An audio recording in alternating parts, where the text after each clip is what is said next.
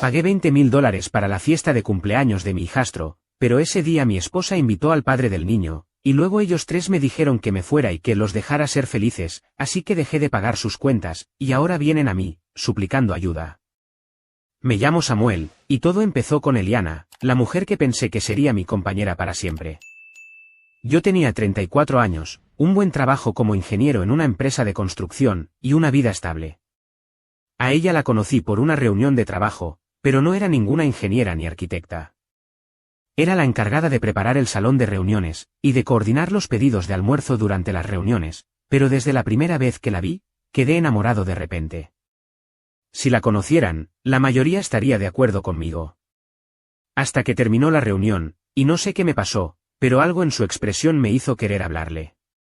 Había algo en ella, una mezcla de fragilidad y belleza que me atrapó. Su cabello castaño caía en ondas sobre sus hombros, y sus ojos verdes parecían esconder una historia que yo quería conocer. Eliana tenía 30 años, y tenía una energía que me hacía sentir vivo. No era solo su belleza, era la forma en que hablaba, como si cada palabra tuviera un propósito. Hablamos durante un tiempo y le pedí su número, y luego de eso empezamos a salir seguido. Salíamos a cenar, al cine, a caminar por el parque. Todo era perfecto, o al menos eso pensaba. Pero unas semanas después, Eliana me soltó una bomba: tenía un hijo, Martín, de 5 años. Me lo dijo con nervios, como si temiera que yo fuera a salir corriendo. No voy a mentir, la noticia me tomó por sorpresa. Nunca me había imaginado saliendo con alguien que tuviera un hijo, pero cuando la miré a los ojos, vi tanto miedo y esperanza que no pude hacer otra cosa que tomar su mano y decirle que no importaba, que quería seguir conociéndola. Martín era un niño tranquilo, de esos que te miran con curiosidad pero no dicen mucho al principio. La primera vez que lo conocí, me recibió con un hola tímido y se escondió detrás de las piernas de su madre. Eliana me explicó que el padre de Martín, Julián, los había abandonado cuando el niño iba a cumplir 5 años. Según ella, Julián era un irresponsable que nunca se preocupó por su hijo y que los dejó sin mirar atrás. Me dio rabia escuchar eso, no solo por Eliana, sino por Martín. ¿Cómo alguien podía abandonar a un niño así?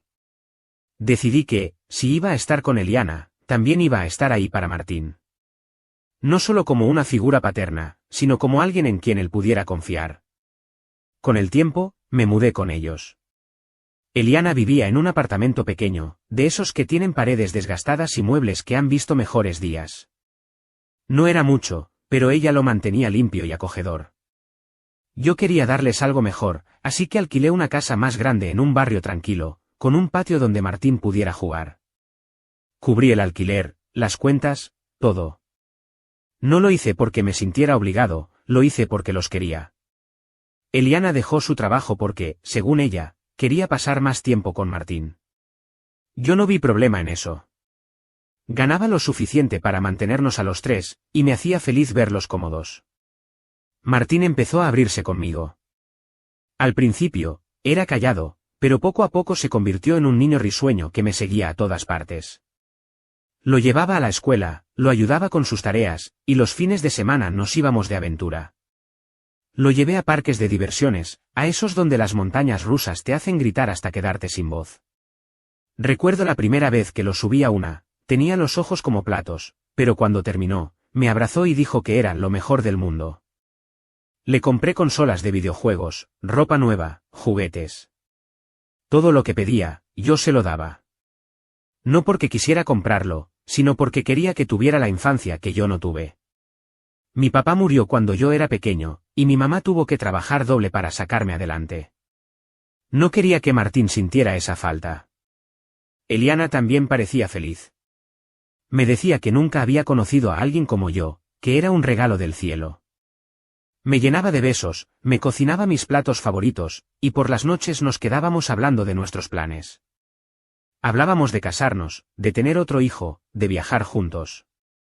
Yo estaba enamorado, ciego de amor. Tanto que no vi las señales, las pequeñas cosas que ahora, mirando atrás, me hacen darme cuenta de que fui un idiota. Por ejemplo, Eliana nunca hablaba de Julián, su exmarido, pero a veces la sorprendía mirando su celular con una expresión extraña, como si estuviera esperando algo. Cuando le preguntaba, decía que no era nada, que solo estaba revisando redes sociales. También estaba el hecho de que, aunque yo pagaba todo, ella nunca parecía agradecida de verdad. Era como si diera por sentado que yo tenía que mantenerlos. Si le compraba algo a Martín, ella decía, qué lindo, pero nunca un gracias de corazón. Y luego estaban las veces que Martín mencionaba a su papá. No era mucho, pero a veces, cuando estaba jugando, decía cosas como mi papá verdadero me llevaba al parque o mi papá verdadero sabía hacer esto. Yo no le daba importancia, era un niño, y era normal que extrañara a su padre. Pero ahora sé que esas palabras eran una pista de lo que vendría. Los meses pasaron, y nuestra vida juntos parecía un sueño. Celebramos el 6º cumpleaños de Martín con una fiesta en un parque, con inflables y un pastel de superhéroes. El 7º fue aún más grande, en un salón de eventos con animadores y un mago. Martín estaba en el cielo, y yo me sentía como el mejor padrastro del mundo. Eliana y yo nos casamos ese año, en una ceremonia sencilla pero bonita. Ella estaba radiante con su vestido blanco, y Martín llevó los anillos con una sonrisa enorme. Pensé que ese era el comienzo de nuestra familia, que nada podría rompernos. Pero todo cambió cuando llegó el 8º cumpleaños de Martín. Ese día, gasté una fortuna, más de $20.000, en una fiesta que iba a ser inolvidable. Alquilé un salón de eventos de lujo, con decoración de la película favorita de Martín, un catering con comida para todos los gustos, un show de payasos, una banda en vivo, y hasta una mesa de dulces que parecía sacada de un cuento. Invitamos a todos los amigos de Martín, a sus compañeros de clase, a sus primos. Quería que fuera perfecto, que Martín sintiera que era el niño más especial del mundo. Eliana estaba emocionada, o al menos eso parecía. Durante las semanas previas, me ayudó a planear todo, desde el menú hasta la lista de invitados. Pero había algo en su actitud que no terminaba de cuadrarme. Estaba más distante, más callada. Cuando le preguntaba si algo andaba mal, me decía que estaba cansada o que era el estrés de la fiesta. Yo, como siempre, le creí. Qué estúpido fui. El día de la fiesta, todo iba de maravilla. Los niños corrían por el salón, riendo y jugando. La música sonaba, los adultos charlaban, y Martín estaba en el centro de todo, con una corona de cumpleaños que le había comprado. Yo estaba ocupado asegurándome de que todo saliera bien, hablando con el catering, revisando que los animadores hicieran su trabajo. Pero entonces, algo cambió. Vi a Eliana salir del salón con su celular en la mano, como si hubiera recibido un mensaje importante. No le di mucha importancia en el momento, pensé que era una llamada de algún invitado que se había perdido o algo por el estilo. Cuando llegó la hora del pastel, todos nos reunimos alrededor de la mesa. Martín estaba frente a su pastel, con 8 velas encendidas, y todos cantábamos «Cumpleaños feliz». Él cerró los ojos, como si estuviera pensando en su deseo, y luego, en voz alta, dijo algo que me heló la sangre: «Deseo que mi mamá se case otra vez con mi papá verdadero, para que seamos una familia perfecta de nuevo». El salón se quedó en silencio. Los adultos se miraron, incómodos, y los niños no entendían qué pasaba. Eliana se puso pálida, y yo sentí como si alguien me hubiera dado un puñetazo en el estómago.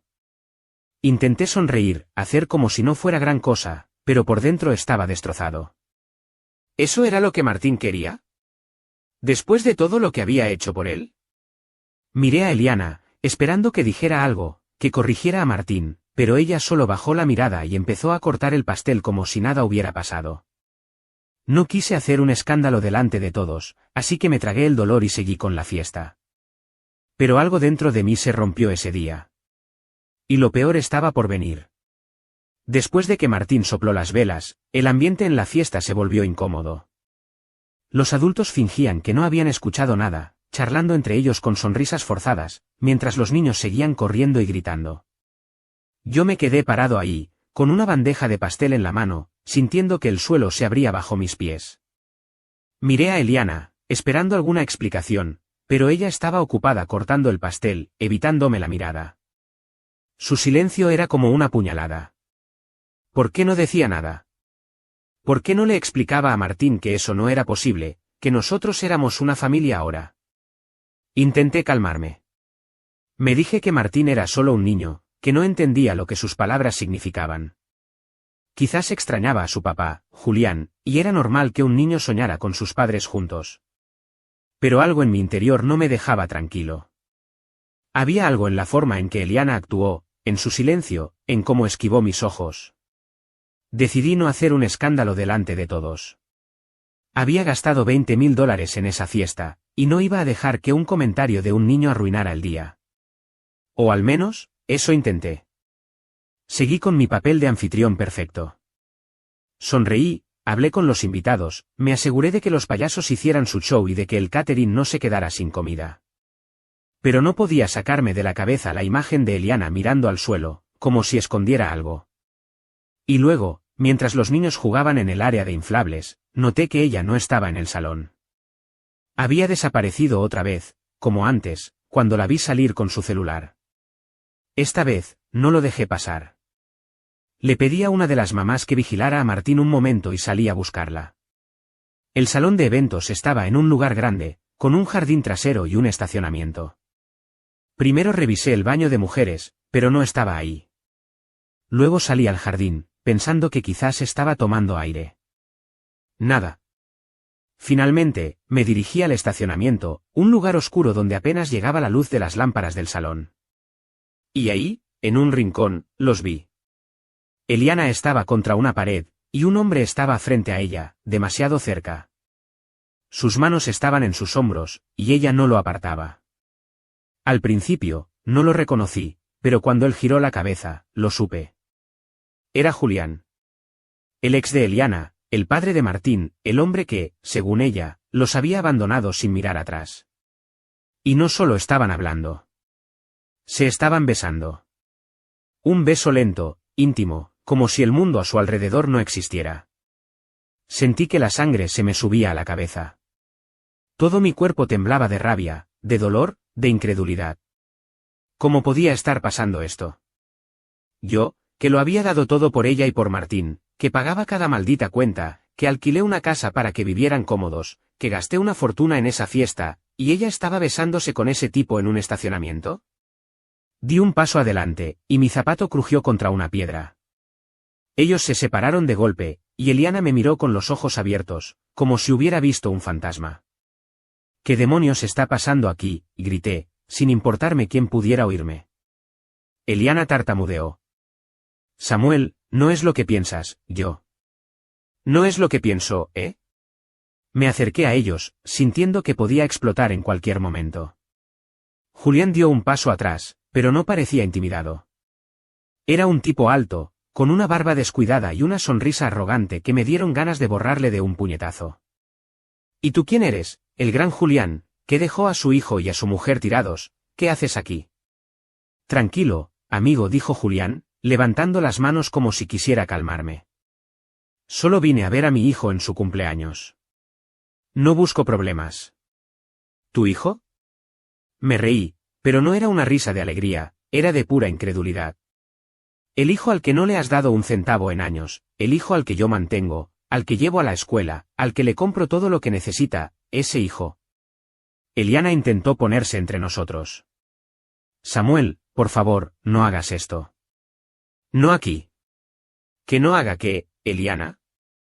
Mi voz se quebró, y sentí que los ojos se me llenaban de lágrimas, pero no iba a dejar que me vieran débil. Que no haga un escándalo porque te encuentro besándote con este imbécil en la fiesta que yo pagué, en el cumpleaños de Martín, al que le di todo para que fuera perfecto.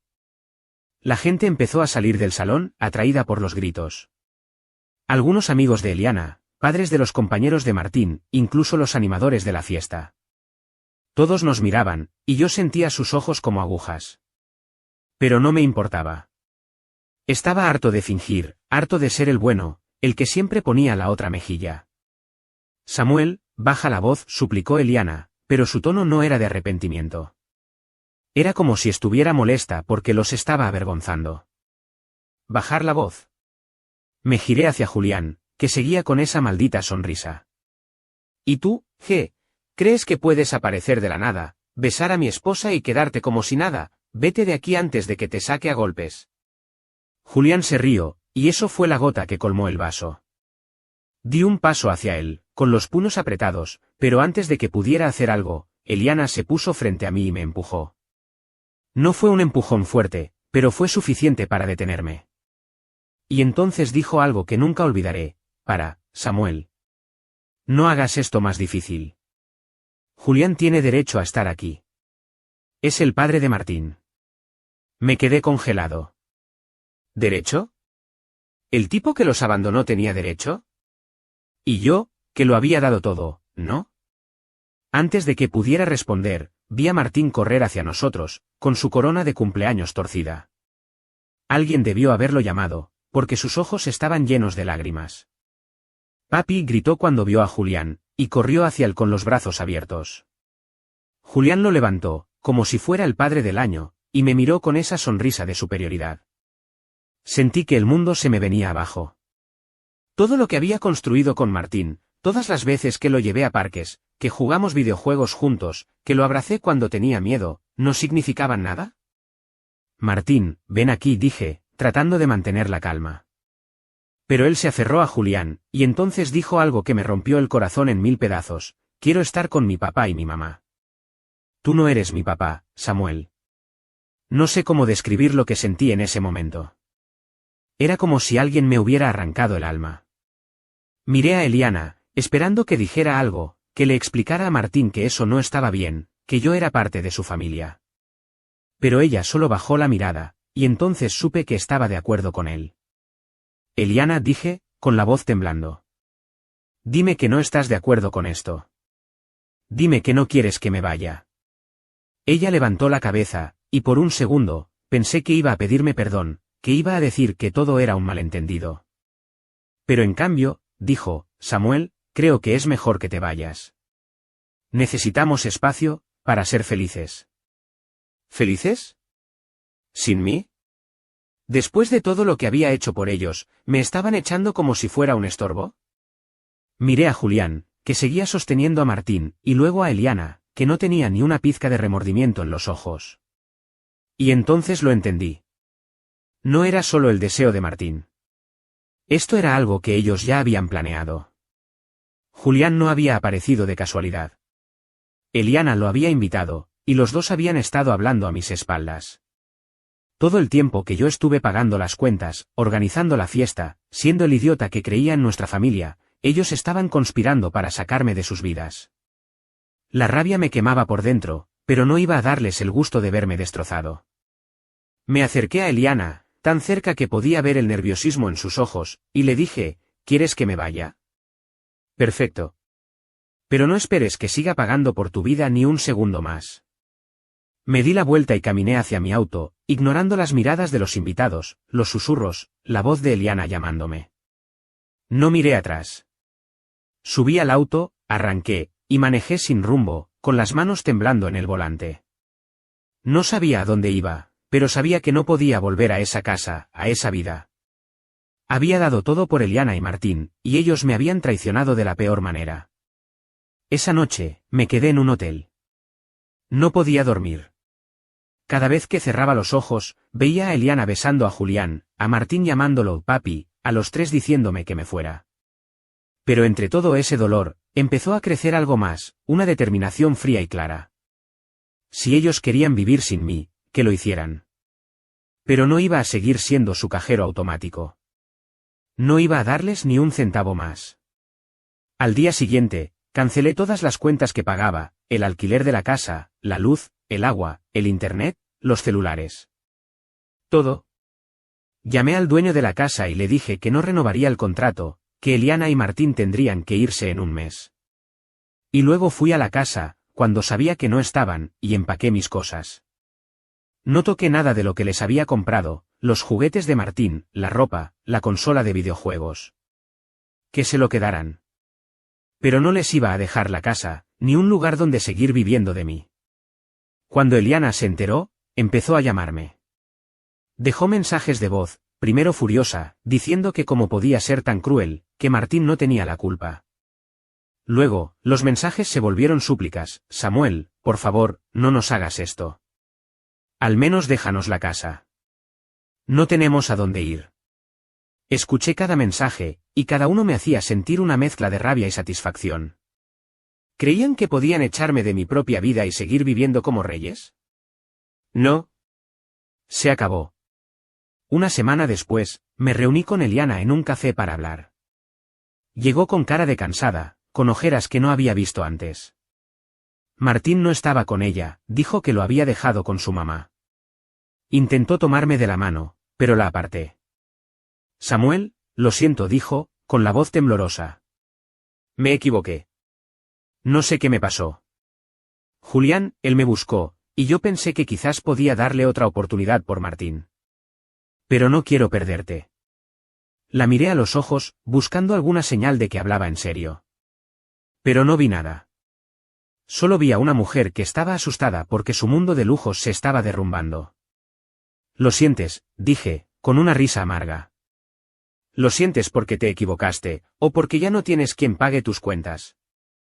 Ella se quedó callada, y eso fue toda la respuesta que necesitaba.